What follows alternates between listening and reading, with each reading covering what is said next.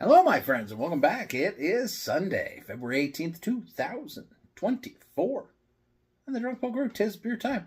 So back to the LCBO stop the other day. We're working our way through the beers we picked up. We're going to go back and pick up another 8 because that's what we're going to do. Beers we've never had or haven't had in a long time. Tonight we're going to start with beer we've never had, Storyteller Lager. Share one, it says. 5%. It's made by the Storyteller Brewing Company. Never heard of them. I think they're a contract brewer. I don't know. I should have looked that up. But, what are you gonna do? That's what it is. So we'll see. It's a lager, and I looked it up on their website, and they said it's a triple distilled water, Canadian malt, German hops, and German yeast. So I'm hoping. Is that what it is? Something like that, anyways. Whatever it is, yeah. So we're hoping that the German, because you hope for that noble hop kind of kick, like I guess a pale Euro lager, maybe. I don't know. But a lager's a lager. We like lagers. We'll talk about that as we go along. We'll see where it falls because, we just had a fantastic lager last week on Great Lakes' birthday, GLB Day. So, I don't know if you're competing against that.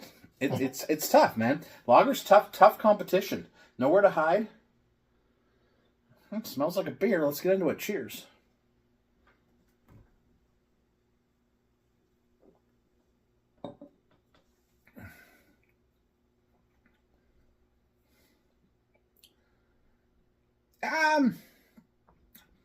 It's a beer. You know what I mean? It's a beer, tastes like a damn beer.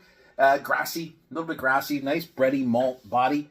I'm finding it a little bit on the sweeter side. I don't know if that's intentional, but I'm finding that. Again, might appeal to your flavor. Depends. I haven't had Euro lagers in a long time, and I hear that kind of, what I was reading, this kind of leans in that direction. It's thoroughly inoffensive, and that's what it's designed to be, right? It's a lager. $2.95 price point. Great Lakes Brewery Premium Lagers $2.80 a price point, or $50 for a case if you go to the brewery. Yeah, it's hard to beat that. And again, how do you stand out in a world of lagers, right?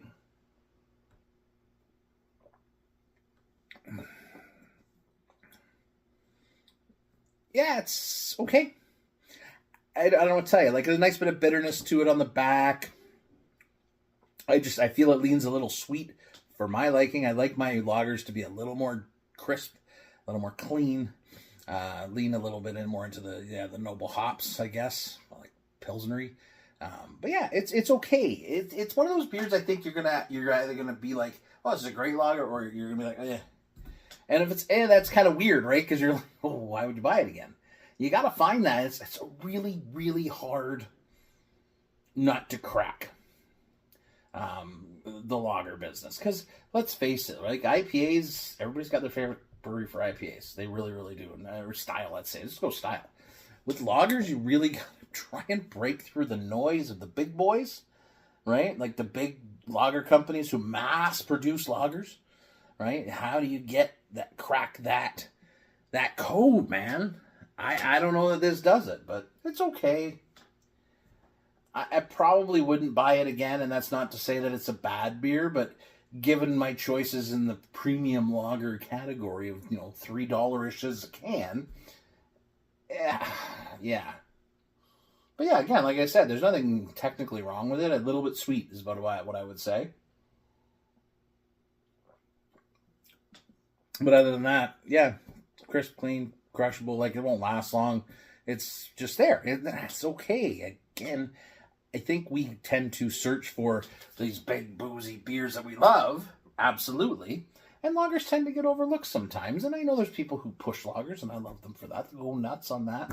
I want a bunch of everything, so that's what we're gonna do: have a bunch of everything. But again, yeah, give it a shot and go and try a lager, right? Poke loves you. Take it easy. Cheers. The stories I could tell, or probably shouldn't tell, because what's the statute of limitations on a lot of things? That's what I want to know.